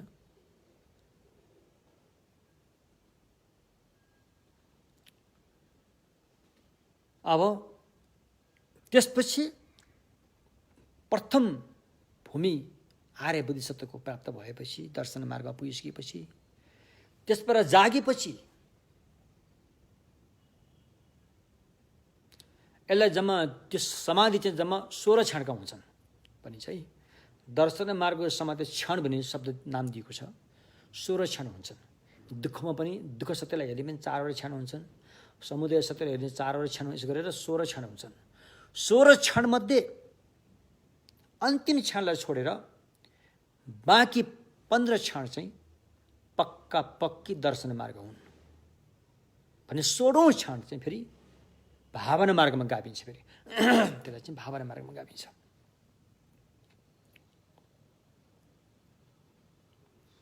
अब यो सारा ध्यान चाहिँ समथा र विपස්සनालाई साथमा लिएर गरेको हुनेछ। समथा र विपස්සनालाई साथमा लिएर गरेको हुन्छ, बराबरै हिस्सेदारमा राखेर गरेको हुन्छ। त्यसैले अब यता हाम्रो थेरवाद सिस्टमबाट श्रोतापन्न भनिन्छ। श्रोतापन्न यता महायानबाट चाहिँ दर्शन मार्ग भनिन्छ। त्यो समाधि ध्यानबाट जागेपछि अनि त्यो व्यक्ति आर्य अष्टाङ्गिक मार्गमा रहेको हुन्छ। सक्कली आर्य अष्टाङ्गिक मार्ग चाहिँ त्यहाँबाट सुरु हुन्छ। सक्कली त्योभन्दा पहिलाको आर्य अष्टाङ्गिक मार्ग भने चाहिँ हामीले एउटा भावनात्मक रूपमा मात्रै अभ्यास गर्ने हो। सक्कली प्रत्यक्ष आर्य अष्टाङ्गिक मार्गमा हामी पुग्न सकेको हुँदैन। तर जब दर्शन मार्गमा पुग्छ त त्यो ध्यानबाट जाग्छ अनि उसले चाहिँ सक्कली आर्य अष्टाङ्गिक मार्गलाई र भावनात्मक रूपमा मात्रै नभएर प्रत्यक्ष रूपमा चाहिँ उसले जीवनमा अपनाएको हुन्छ। सम्यक दृष्टिदेखि लिएर सम्यक कर्मान्तसम्म 8वटा उसले अपनाएको हुन्छ। त्यो जीवनशैलीमा ऊ रहन सक्छ होइन। त्यो भयो। र आज हामी थोरै यो उसमा छुन्छौँ, के अरे भावना मार्गमा छुन्छौँ। जसमा हामीले अस्ति 5वटा मार्गको कुरा गऱ्यौँ। सम्भार मार्ग, प्रयोग मार्ग, दर्शन मार्ग, भावना मार्ग र अनि अशैक्ष मार्ग, छोक्लम, ज्वरलम, थौलम, गोमलम, मिलोपेलम रे 5 मार्ग। त्यो 5औं मार्ग त बुद्ध भूमि भइहाल्यो। यदि बुद्धिस्ट यहाँबाट गयो भने 5औं मार्ग चाहिँ बुद्ध भूमि भयो र बाँकी 4वटा मार्ग चाहिँ अभ्यास गर्ने भूमि भयो। र अहिले हामी 3टा मार्गको बारेमा कुरा सकेर भावना मार्गको बारेमा प्रवेश गर्दैछौँ बुझ्नको लागि, होइन? गोमलम, गोम्पेलम, भावना मार्ग, नामै भावना मार्ग। अब यहाँ चाहिँ अधिकांश ध्यान गरेरै अभ्यास गरिन्छ। र यो भावना मार्ग पनि 2 किसिमको छ, लौकिक भावना मार्ग, लोकोत्तर भावना मार्ग। लोकोत्तर भावना मार्ग चाहिँ दर्शन मार्ग पाएपछि मात्रै तपाईँले त्यसमा प्रवेश गर्न मिल्छ। तर लौकिक भावना मार्ग चाहिँ दर्शन मार्ग पाउनुभन्दा पहिला पनि तपाईँले अभ्यास गरेको हुनसक्छ। लौकिक भावना मार्ग भन्नु नि समर्थ ध्यानका कुराहरू आउँछन्, त्यहाँ समर्थ ध्यानका कुराहरू आउँछन्, होइन? यदि कोही व्यक्ति श्रोतापन्नमा पुग्नुभन्दा पहिल्यै समर्थ ध्यान पूर्ण प्राप्त गरेको छ, माथिल्लो स्तरसम्मको समर्थ ध्यान प्राप्त गरेको छ भने जब श्रोतापन्न पुग्न साथै ऊ सिद्धि ऊ चाहिँ या त सकृदागामी या त अनागामीमा पुगिसकेको हुन्छ। ऊ त्यस्तो अवस्था पुग्छ, किनकि उसले चाहिँ भावना मार्ग, लौकिक भावना मार्गले त्याग्नुपर्ने कुराहरू पहिल्यै त्यागिसकेको हुन्छ, होइन? त्यस्ताहरू पनि हुन्छन्। त्यसैले लौकिक भावना मार्ग प्राप्त गर्नुको लागि चाहिँ दर्शन मार्गमा पुग्नुपर्छ भन्ने छैन। तर लोकोत्तर भावना मार्ग प्राप्त गर्नुको लागि चाहिँ पहिला दर्शन मार्गमा पुगेको हुनुपर्छ, अनि मात्रै लोकोत्तर भावना मार्गमा अभ्यास गर्न सकिन्छ। एवं प्रकारले भावना मार्ग अहिले हामी यहाँ लोकोत्तर भावना मार्गको बारेमा कुरा गर्दैछौँ, जुन भावना मार्ग चाहिँ सम्यक मार्गसँग आबद्ध छ। लोकोत्तर भावना मार्ग भनेको चाहिँ दर्शन मार्ग प्राप्त भइसकेपछि, दर्शन मार्ग भनेको चाहिँ सच्चाइको दर्शन पाएको, जसले वास्तविकताको दर्शन पाए, सत्यको दर्शन पायो, पहिलोपटक दर्शन पाएर त्यसलाई भनिन्छ दर्शन मार्ग। तसर्थ दर्शन मार्ग प्राप्त गरिसकेपछि, होइन, अनि ती साधक साधिका अनि भावना मार्गलाई चाहिँ 9 भूमि, 9वटा खुड्किलाको रूपमा प्रयोग हुन्छ। किनभने 9 भूमि, किनकि प्रथम भूमि त स्वयं दर्शन मार्ग भइहाल्यो, त्यो त उसले पाइसक्यो। अब बाँकी रहेको 9 भूमि रहन्छ, पार गर्नुपर्ने अब बाँकी रहेको 9 भूमि छ। 9 भूमिको खुड्किलामा त्यो दर्शन मार्गले दर्शन पाएकै ज्ञानमा रहेर साधनारत हुन्छ, साधना गर्न लाग्छ, होइन? तसर्थ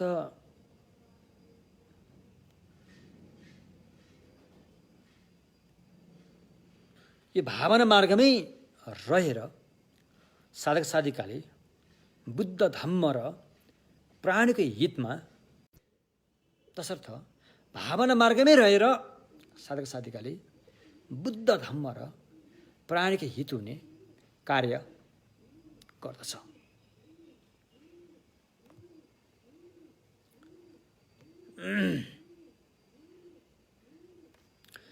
अनि जब, होइन,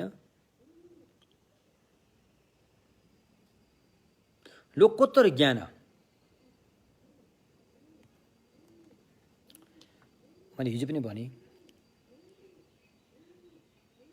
दर्शन मार्ग, भावना मार्ग, दर्शन मार्ग चाहिँ समाधि नै हुनुपर्छ। समाधिको अवस्थामै अवस्थालाई नै दर्शन मार्ग भनिन्छ। समाधिबाट जागेको अवस्थालाई दर्शन मार्ग भनिन्न। समाधिबाट जागेको अवस्थाको मार्ग चाहिँ भावना मार्गमा गाभिन्छ। त्यसरी 100% दर्शन मार्ग चाहिँ समाधिको अवस्थालाई नै भनिन्छ। तर भावना मार्ग चाहिँ समाधिको अवस्थालाई पनि भन्न सकिन्छ, समाधिबाट जागेको अवस्थालाई पनि भावना मार्ग भन्न सकिन्छ। दुईटै हुन्छ भावना मार्गमा चाहिँ, अलिक फरक पऱ्यो नि है। त्यसैले समाधिको अवस्थाको भावना मार्ग र समाधिबाट जागेको अवस्थाको भावना मार्ग हुन्छ। र समाधिबाट जागेको अवस्थाको भावना मार्गले चाहिँ साधक साधिकाले अरू प्राणीहरूलाई चाहिँ परिपाक गर्ने काम गर्छ। परिपाक भन्ने पकाउने काम गर्छ। अहिले हामी त काँचो छौँ नि त, काँचो नपाकेको काँचो भएकोले यस्ता ज्ञानहरू सुन्न साथै हाम्रो मनमा दिक्क लाग्छ, सुन्न मन लाग्दैन। यो ज्ञान कहिले सकोसम्म उठौँ भन्ने मन लाग्छ, किनकि हामी टोटलै काँचो छौँ। र जब हामी पाक्छौँ यी ज्ञानहरू हाम्रो लागि महत्त्वपूर्ण हुन्छ नि। यो सांसारिक कुरादेखि हामीलाई दिक्क लाग्छ, यो काम छैन, यो दिगो छैन भन्ने मन लाग्छ। तसर्थ अनि ध्यानबाट जागेर साधक साधिकाले अनि अरू प्राणीलाई मद्दत गरेर अरू प्राणीहरूलाई पकाउने काम गर्छ। उसको दिमागलाई सही ढङ्गसँग ज्ञान राख्न योग्य बनाउनको लागि पकाउने काम गर्छ अरे। हो त्यो। अब यो काम बोधिसत्वको 10 भूमिसम्म पुग्ने काम समयको अवधि मोटामोटी कति होला भन्दाखेरि असङ्ख्य 3 कल्प बताएको छ। असङ्ख्य 3 कल्पमा यो सबै काम गरिसकेको हुनुपर्छ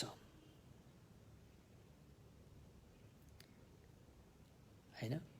त्यसकारण सम्भार मार्ग प्रयोग मार्गबाट दर्शन मार्गसम्म पुग्नको लागि असङ्ख्य 1 कल्प खर्चेको हुन्छ हैन। भावना मार्गको अब भनौँ न द्वितीय भूमिदेखि लिएर 8औं भूमिसम्म अर्को 1 असङ्ख्य कल्प खर्चेको हुन्छ। 8औं भूमिपछि लिएर 10औं भूमिसम्म पुग्नलाई अर्को 1 असङ्ख्य कल्प खर्चेको हुन्छ। एवं प्रकारले 3 असङ्ख्य कल्प खर्चेर अनि यो सारा पारमीहरू चाहिँ साधक साधिकाले पुरा गर्नेछन्। तपाईँ आत्तिनु पर्दैन, लामो समय हो भने आत्तिनु पर्दैन। एक किसिमले यो लामो समय हो, अर्को एङ्गलले हेर्ने हो भने यो छोटो समय हो, निकै छोटो समय हो। अर्को एङ्गल भनेको चाहिँ दुईटा एङ्गल हुन्छ। जब बोधिसत्व आर्य भूमि प्राप्त गर्छ उसको लागि यो लामो समय छोटो समय भनेको चाहिँ परिकल्पनाले बनाएको भनेर उसले जान्दछ। उसको लागि लामो समय उसलाई छोटो समय पनि हो, उसको लागि छोटो समय उसको लागि लामो समय पनि हो। उसले त्यसलाई फरक देख्दैन, त्यस्तो अवस्थामा पुगेको हुन्छ। उनीहरूको लागि यो लामो समय भएन, हामीहरूको लागि मात्रै लामो समय र छोटो समयको हिसाब भयो। हामीहरूको लागि त हामी कति मूर्ख छौँ। ल 80 वर्ष पुग्यो रे, 84 पूजा गर्न पर्यो रे भन्दाखेरि ल त्यो 84 वर्ष उमेर त कहीँ थुप्रेर बस्यो हो कि जस्तो हामीलाई लाग्छ नि के अरे। तर वास्तवमा त्यो 84 वर्ष कहीँ थुप्रेर बसेको छैन। तैपनि हामीले एउटा बहाना बनाएर 84 वर्ष कहीँ हैन गमरङ्ग थुप्रेर बसे जस्तो हामीलाई महसुस हुन्छ। तर वास्तवमा 84 वर्ष त्यहाँ छैन, यहाँ त 1 क्षण मात्रै छ, त्यहाँ 1 क्षण मात्रै हो। त्यो पनि अर्को क्षणमा त्यो समाप्त भइहाल्छ फेरि। तर हामीले परिकल्पना गरेर विभिन्न बहाना बनाएर न्यू खोजेर अनि हामीले त्यस्तो एउटा गेम जस्तो पाउने एउटा के अरे खहरे खोला, बर्खा मासमा भेला हुने खहरे खोलाको छेउमा बसेर बालुवाको घर बनाए जस्तो गरेर त्यो घर पनि बन्छ, हामीले मजा पनि लिइरहेका हुन्छ। त्यस्तो बालकजन जस्तो व्यवहारले हामीले यो काम गरिरहेका हुन्छौँ। त वास्तवमा 80-84 वर्ष कहीँ थुप्रेर बसेको भन्ने हुँदैन। तर यी साधक साधिका जो प्रथम भूमिमा पुगिसके उनीहरूको लागि त उनीहरूले त सच्चाइ देखिसके, सच्चाइ जानिसके। यो कल्प लामो समय छोटो समय भन्नु पनि हाम्रै कल्पनाले बनाएको हो रहेछ, यो उनीहरूले जान्दछन्। उनीहरूले त 1 क्षणलाई 1 कल्पमा पनि हिसाब गर्न सक्छन्, 1 कल्पलाई 1 क्षणमा पनि ल्याउन सक्छन्। त्यो खालको ज्ञान उहाँले प्राप्त गरिसक्नु भएको हुन्छ। त्यो हिसाबले यो लामो समय होइन। अब हाम्रो लाटो हिसाबले हेर्दाखेरि पनि यो असङ्ख्य 3 कल्प त्यति लामो समय होइन। हाम्रो लाटो हिसाबले हेर्दाखेरि पनि हाम्रो यात्रा संसारमा कहिलेदेखि थियो त? कति असङ्ख्य हो, कति असङ्ख्य हो, यो कुनै लेखाजोखै छैन। भगवानले भनिसक्नु भयो संसारको सुरुवात यहाँदेखि हामी थियौँ र यहाँदेखि थिएन भन्ने कुरा छैन। हामी संसारमा अनादिकालदेखि थियौँ रे भनेपछि कति कल्पदेखि हामी थियौँ त? यसको कुनै सङ्ख्यै छैन। यति लामो यात्रा हामीले गरेर आइरहेका छौँ। अझै पनि सही ढङ्गसँग धम्म साधना नगर्ने हो भने हाम्रो यात्रा कति लम्बिने हो यो हामीलाई थाहा छैन। त्यो हेरेर त जब असङ्ख्य 3 कल्प त छोटो समय हो। लाटो हिसाबले हिसाब गर्ने हो भने पनि हाम्रो जीवन यात्राको हिसाबले हेर्ने, जीवन यात्रा कति लामो यात्रा गरिएछ हामीले, त्यसको तुलनामा त यो बुद्ध हुनलाई त असङ्ख्य 3 कल्प गरेर चाहिँ बुद्ध भइहाल्ने रहेछ नि, थोरै समय रहेछ यो त भन्ने कुरा हामीले चाल पाउँछौँ। त्यसकारण असङ्ख्य 3 कल्पमा अनि साधना गरेपछि 10 पारमी पुरा गरेर 10 भूमि पुरा गरेर अनि त्यो व्यक्ति भगवानको भूमिमा पुग्छ र ऊ भगवान बुद्ध बन्दछ अरे हैन। यसरी बुझौँ। अब एवं प्रकारले यहाँसम्म हामीले सम्भार मार्ग, प्रयोग मार्ग, दर्शन मार्ग र भावना मार्ग मोटामोटी कुराहरू हामीले गरिसक्यौँ। अब अन्तिम मार्ग चाहिँ अशिक्षा मार्ग, नो मोर लर्निङ। अब सिक्नु केही बाँकी रहेन। बुद्ध भूमिमा पुगेपछि अब सिक्नु केही बाँकी रहेन। सबै सिकिसक्यो, सबै जान्यो, सर्वज्ञ भयो। अब त्यो अवस्था हो। त्यसकारण पाँचौँ मार्ग, अन्तिम फल भनौँ कि हामीले प्राप्त गर्नुपर्ने बिन्दु त्यही हो, हामी पुग्नुपर्ने बिन्दु त्यही हो हैन। त्यो अवस्थामा चाहिँ जसरी धोबीले लुगा धुँदाखेरि लुगाको बाक्लो बाक्लो मैललाई त्यति मेहनत गर्नु पर्दैन, थोरै थोरै हातले गरेपछि त्यो गइहाल्छ। तर जब लुगामा टाँसेर बसेको मसिनो मैल छ त्यसलाई चाहिँ बेसरी प्रयास गर्नुपर्ने हुन्छ, तब मात्रै त्यो जान्छ, त्यो मैल जान्छ। त्यस्तै जब साधक साधिका बुद्ध बन्न लागेको अवस्थामा एउटा मैल हुन्छ, त्यो नराम्रोसँग बसेको हुन्छ, त्यसलाई फ्याँक्न एकदम जोड गर्नुपर्ने हुन्छ, प्रशस्त मेहनत पस्किनु पर्ने हुन्छ। जुन मेहनत उसले 10 पारमीको अभ्यासबाट प्राप्त गरेको हुन्छ, त्यो मेहनतको अन्तिम मेहनतको बिन्दु भनेको वज्रोपम समाधि, दोजे तबे तिङ्गे जिन। वज्रोपम समाधिको नाम दिएको छ त्यसलाई। त्यसले मात्र त्यो मैलले फ्याँक्न सक्छ, अरूले सक्दैन।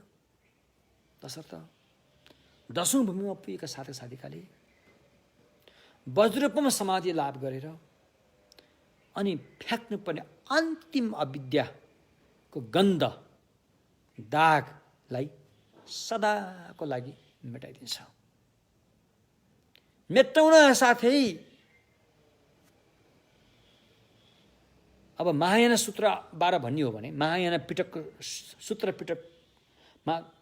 महायान सूत्रको नितार्थ सूत्रको भनेबाट भन्ने हो भने जब त्यो अन्तिम साधनामा पुगेका बोधिसत्वले सूक्ष्म किसिमका अविद्या गन्धको दाग त्याग्दछ, ठिक त्यसको दोस्रो क्षणमा ऊ मुक्त हुन्छ, ऊ बुद्ध हुन्छ। त्यति बेला उसले के देख्छ भन्दाखेरि सबैलाई एक रस देख्छ। एक रस भनेको छ के अरे, एक रस। सबै विषय धर्महरू, चाहे त्यो विषय होस्, चाहे त्यो विषयी होस्, चाहे त्यो संसार होस्, चाहे त्यो निर्वाणै होस्, सबै कुरा एक रसमा उसले लगेर बोध गर्दछ। अब त्यो कस्तो अवस्था हो, यो त बुद्ध हुनेलाई पनि थाहा हुन्छ। हामीले शब्द जेसुकै प्रयोग गरे पनि अपुरो नै हुन्छ भने जस्तो भन्न सकिँदैन शब्दबाट हैन। एउटा मोटामोटी हिसाबले मात्रै यस्तो। तसर्थ यस्तो किसिमले जसलाई 11औं भूमि भनिन्छ, सूत्र अनुसार बोधिसत्व यानमा जम्मा 11वटा भूमि छन्। 9वटा भूमि बोधिसत्वका हुन्छन् र अन्तिम 11औं भूमि चाहिँ भगवान बुद्धको भूमिमा राखिएको छ हैन। यसको बारेमा बुद्धत्व प्राप्त गरेपछि के कस्ता सद्गुणहरू पाउँछन् भन्ने कुरा चाहिँ तल आउँछ, तर स्थितिमा आउँछ। अहिले हामी केही उपदेशहरूलाई नै निरन्तर दिएर अगाडि बढ्नेछौँ। तसर्थ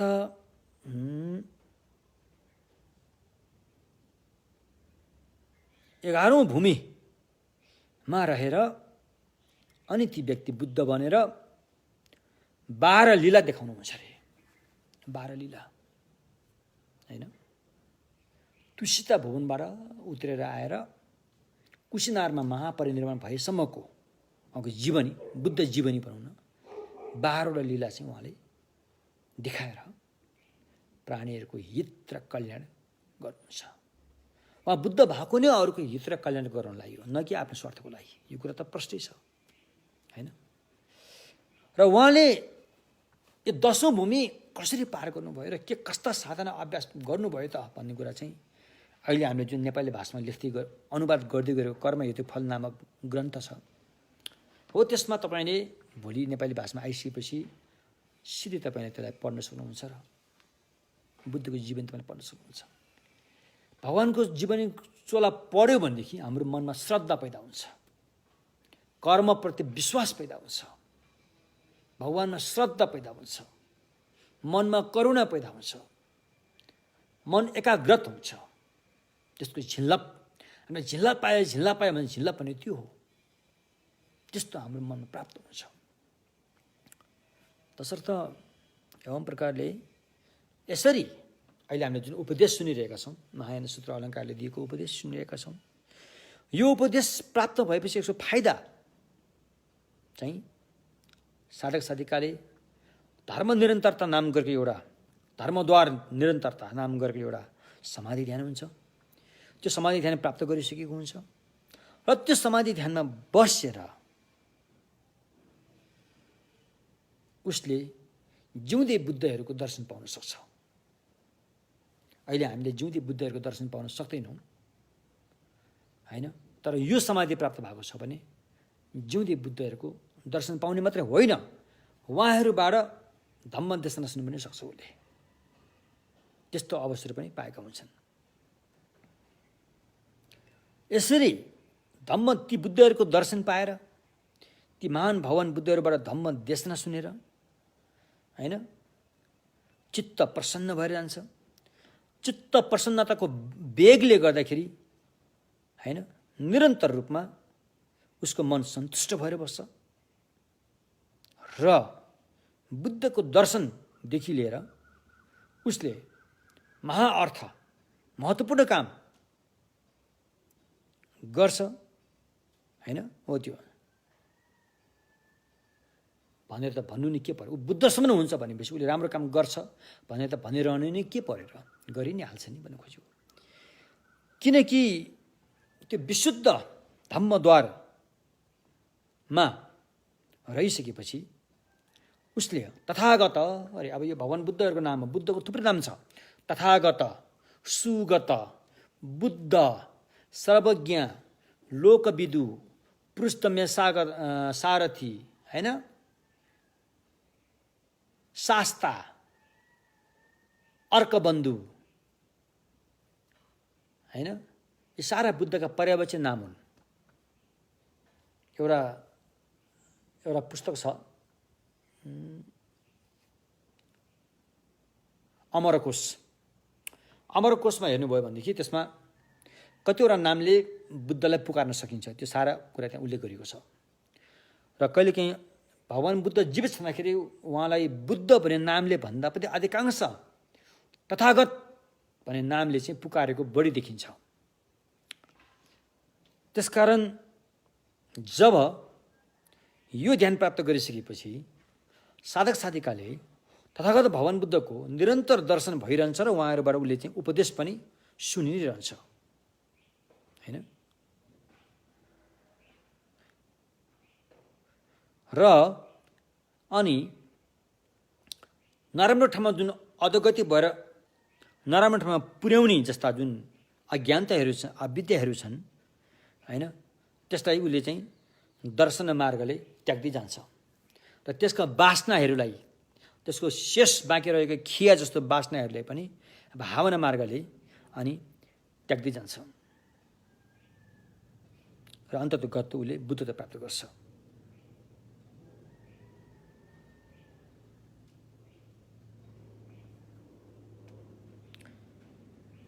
र अनि भगवानले चाहिँ शीललाई निकै प्रशंसा गर्नुभएको छ। शील पालन गरेकोमा निकै प्रशंसा गर्नुभएको छ। भगवान बुद्धका पछि आएका बुद्धका शिष्यहरूले पनि शीललाई निकै प्रशंसा गरिएको छ। म एउटा सानो एउटा घटना यहाँ भन्न चाहन्छु। यो घटना जहाँसम्म लाग्छ 10औं शताब्दीको हुनसक्छ। 10औं शताब्दीमा विक्रमशिलाका महान धुरन्धर विद्वान दीपङ्कर श्रीज्ञान, उहाँको प्रतिष्ठित नाम झोजी अतिश्य भनिन्छ। उहाँ भोटमा जाँदाखेरि भोटका एकजना व्यक्ति उहाँ कहाँ दर्शन गर्न आए अरे। दर्शन गर्न आउँदाखेरि अनि उहाँले सोध्नुभयो, ए फलाना तिमीले जीवनमा के साधना गर्छौ भन्दाखेरि, मैले अरू त जानेको छैन, तर मैले जति पनि शील लिएँ त्यो शीललाई चाहिँ राम्रोसँग पालन गरेको छु, त्रुटि हुन दिएको छैन भनेपछि त्यो दीपङ्कर श्रीज्ञानले आफूले लागेको टोपी खोलेर उहाँको सम्मान गर्नुभयो अरे। त्यो शील पालन गर्नु कति गाह्रो छ भनेर, तिमीले त्यो गरेछौ, सकेछौ, तिमी महान हौ भनेर चाहिँ टोपी खोलेरै सम्मान दिनुभयो अरे भन्ने कुरो छ। त्यस्तै भगवानले सिकाएको अनुशासनमा बसेकोमा होइन निकै प्रशंसा गरेको देखिन्छ। अब भगवानको सम्यक मार्गमा फेरि कस्तो चलन छ भन्दाखेरि प्रशंसा गर्न योग्यलाई प्रशंसा नै गरिन्छ, निन्दनीयलाई फेरि प्रशंसा गरिन्न। फेरि यो कुरो फेरि निन्दनीय व्यक्तिलाई प्रशंसा गर्यो भने त्यहाँ हानि नै हुन्छ। निन्दनीयलाई प्रशंसा गरिँदैन, प्रशंसा गर्न योग्यलाई प्रशंसा गरेरै छोड्नुपर्छ। यो कुरा त्यसकारण सम्मान दिने ठाउँमा सम्मान दिनुपर्छ। सम्मान पनि कति हदसम्म दिने हो त्यही हदले दिने हो, त्योभन्दा बढी दिन हुँदैन भन्ने कुरा हो। मलाई एउटा कुरा यहाँ याद आयो, धेरै वर्ष पहिलाको कुरा हो। मेरो ख्यालमा धेरै वर्ष पहिला त्यो दिन तिथि मलाई याद भएन। पाटनमा एउटा समारोह थियो, सायद पाटनका बौद्ध मार्गीहरूले त्यो एउटा समारोह गरेका थिए र राजा वीरेन्द्र त्यति बेला जीवितै थिए। राजा वीरेन्द्रलाई त्यहाँ आमन्त्रण गरेको थियो। त्यहाँ महायानी भिक्षुहरू, थेरवादी भिक्षुहरू, उपासक उपासिकाहरूको जमघट ठुलै थियो त्यहाँ। र थेरवादी भिक्षुका वरिष्ठ भिक्षु एकजना भिक्षु सुदर्शन भन्ने हुनु, अहिले उहाँ हुनुहुन्न, अहिले उहाँ पनि त्यहाँ हुनुहुन्थ्यो। अब त्यहाँ जब राजाको सवारी भयो, अब नेपालमा त राजालाई खुब सम्मान दिन्छन् होइन। अब मान्नेहरूले यो भगवानकै अवतार भन्नेहरू पनि होलान्। जब राजा आए सबै जाराजुरुकै उठे, एकजना व्यक्ति बाहेक। एकजना भने मतलब ती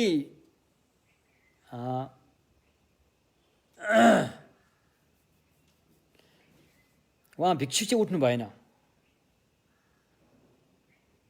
अनि कतिलाई लाग्यो होला उनले राजालाई किन सम्मान दिएनन् होला, उनले कति घमण्डी रहेछन् भन्ने पनि लाग्यो होला। सुदर्शन भिक्षु चाहिँ उनी उठेनन्, आफ्नो आसनमा बसि नै रहे।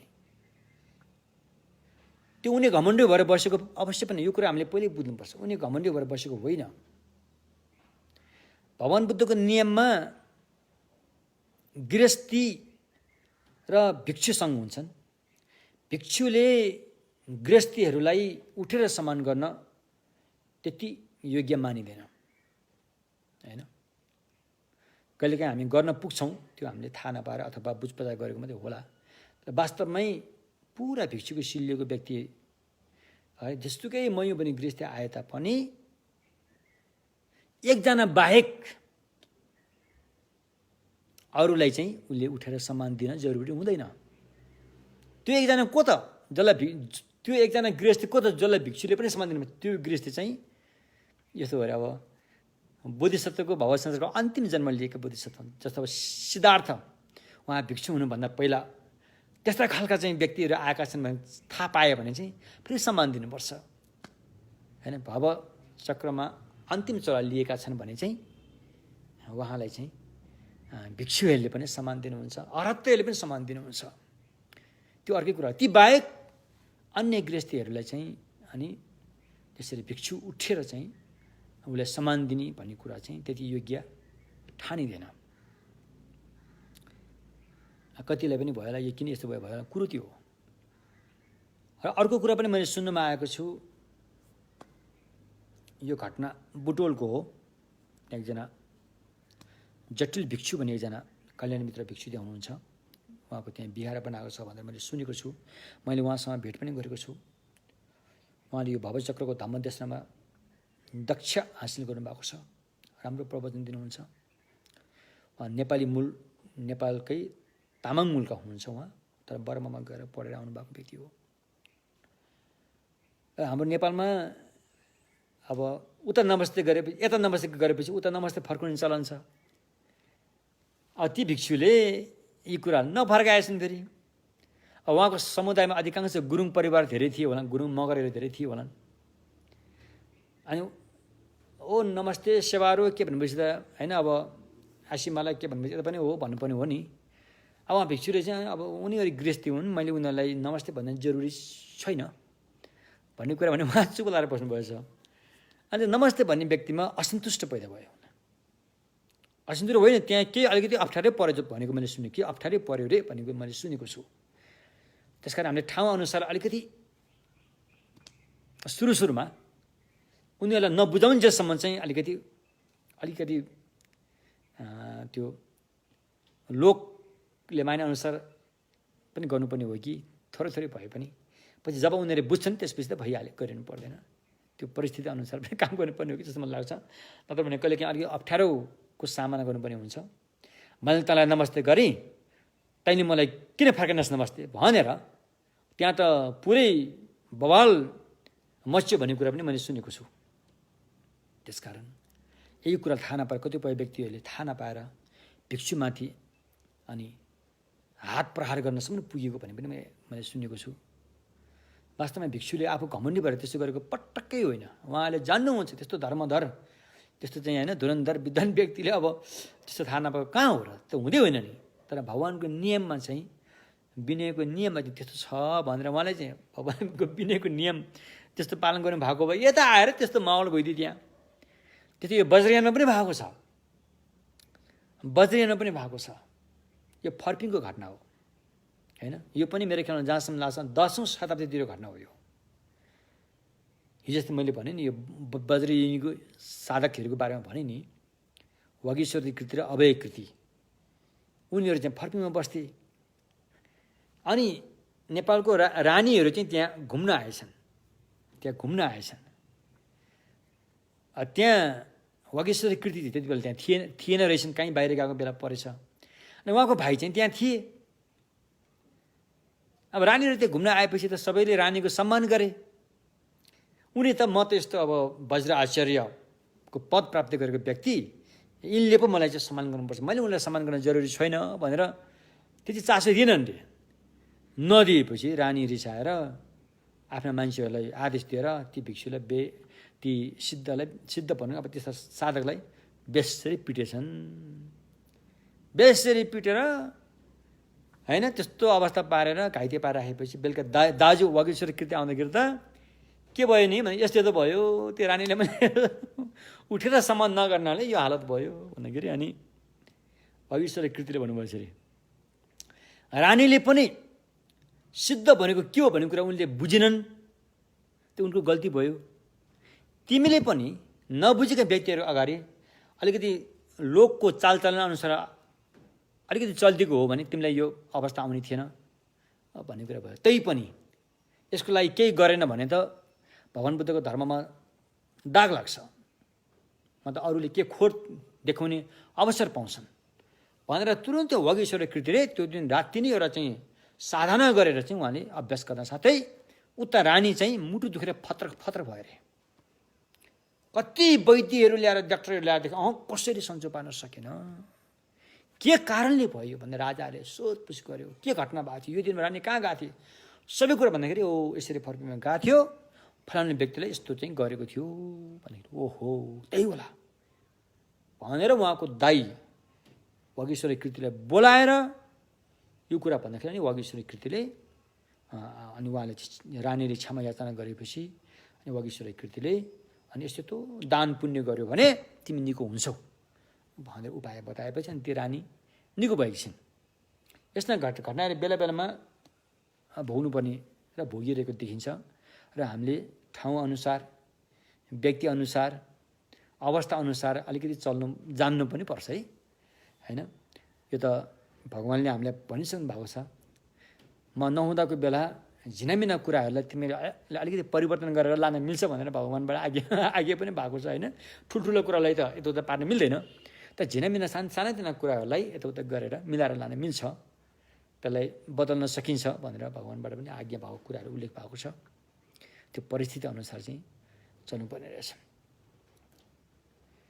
त्यसकारण फेरि उनीहरूले भनेको गरेको भने फेरि खतरा हुन्छ, फेरि त्यो फेरि हामीले विचार पुग्नु, हामी आफ्नो ठाउँमा बस्नुपर्छ, होइन? आफ्नो ठाउँमा बसेको पनि हुनुपर्छ र अलिकति अगाडि बढेर केही समस्या छैन भने अलिकति अगाडि बढिदिनु पनि पर्छ। त्यो चाहिँ अवस्था हेरेर चाहिँ काम गर्नुपर्ने हुन्छ। एवं प्रकारले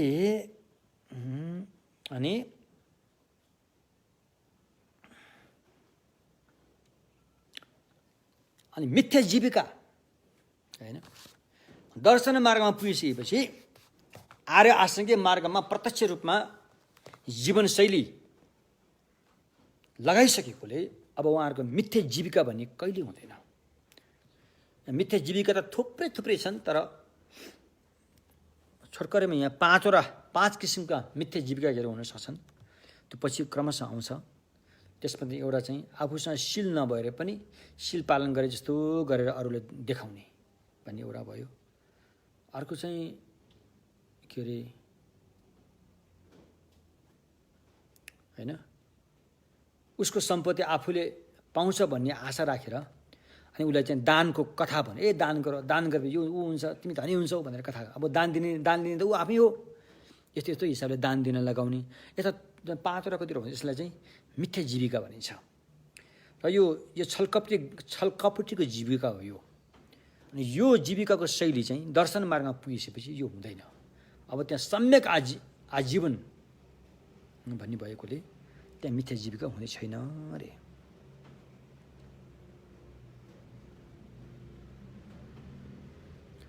अब जब अनि साधक साधिकाले 11औं भूमिमा पुगिसकेपछि अहिले हामीहरूसँग भएको